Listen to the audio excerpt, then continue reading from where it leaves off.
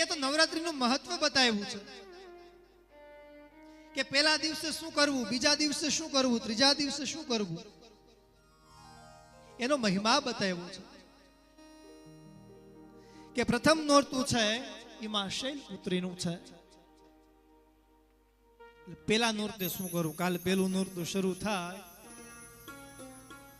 એટલે પેલા નોરતે સાંજે અથવા તો સવારે માં ભગવતીના મંદિર, તમારું કોઈ પણ કુળદેવતાનું સ્થાપન હોય ત્યાં છે ઘીનો દીવો પ્રગટાવો.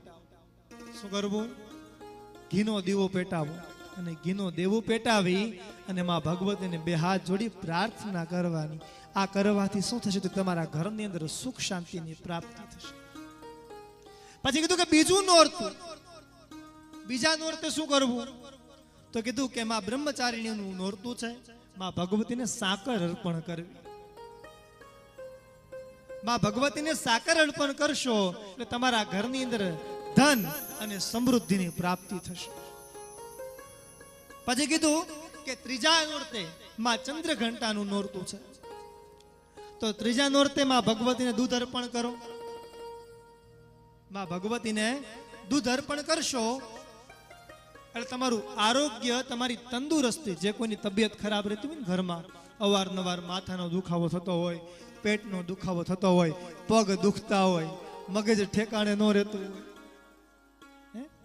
આવા લોકો છે.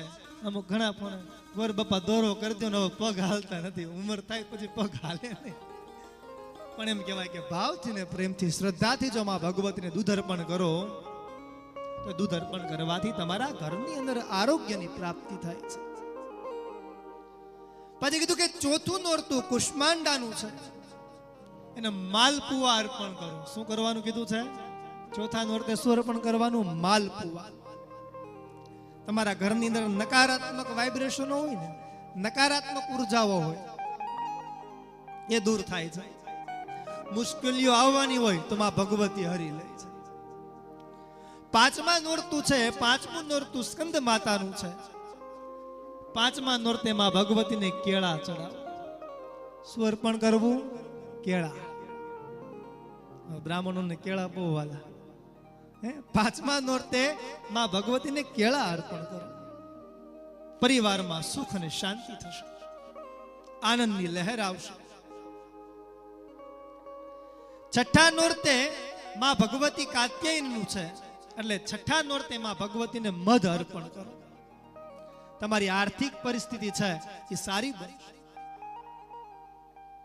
સાતમા નોરતે માં ભગવતી કાલ રાત્રિનું નોરતું છે એટલે માં કાલ રાત્રિને ગોળ અર્પણ કરવો. આપણે ગુડ કહીએ ને, ગળ કે, અમુક ગળ કે, ગોળ કે, ગેળો આવે, અલગ અલગ ભાષા. એટલે ગોળ અર્પણ કરવાથી તમારા મનની ઈચ્છાઓ પૂરી થાય છે. આ તો બધાય કરે, જેના લગ્ન ન થતા એ સાંભળી કે પેલા ગોળ ધરે, હે માં ભગવતી હવે રસ્તો કર. એટલે સાતમા નોરતે માં ભગવતીને ગોળ ધરાવો. આઠમા નોરતે મહાગૌરાય શાસ્ત્રમાં કે આઠમા નોરતે મહાગૌરી માં ભગવતીનું નોરતું છે તો ત્યાં નાળિયેર એટલે કે કહેતા શ્રીફળ અર્પણ કરો.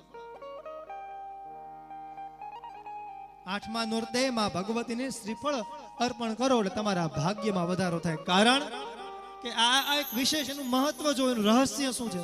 શ્રીફળ છે આખું પરિપૂર્ણ છે. કેમ માતાજીને ભગવતીને શ્રીફળ જ ચડે? કે પરિપૂર્ણ છે. એમાં ક્યાંય અંદર કોઈ ખબર નથી કે કોણ કેવું પાણી છે, ગળું છે, ખાટું છે, તુરું છે, મીઠું છે, ખબર નથી. એટલે ભાગ્યમાં વધારો કરે કે એમાં ભગવતી આ શ્રીફળ જેવું તને અર્પણ કર્યું છે, એની અંદર જેવું પાણી છે, ખાટું, મોળું, તીખું મને ખબર છે, એમાં ભગવતી આ શ્રીફળ તને અર્પણ કર્યું છે, આના જેવું મારું ભાગ્ય બનાવજે. એટલે આપણું ભાગ્યમાં ભગવતી ખોલે છે. નવમા નોરતે માં ભગવતી સિદ્ધિદાત્રી છે. કે નવમા નોરતે માં ભગવતીને જો તમે અનાજ અર્પણ કરો છો તો તમારા જીવનમાં સંતોષ આવે છે, તમારા જીવનમાં સુખ આવે છે. આ 9 દિવસમાં ભગવતીને વસ્તુ અર્પણ કરવાથી તમારું કલ્યાણ થાય છે. અને જો કીધું સમયને જતા વાર લાગતી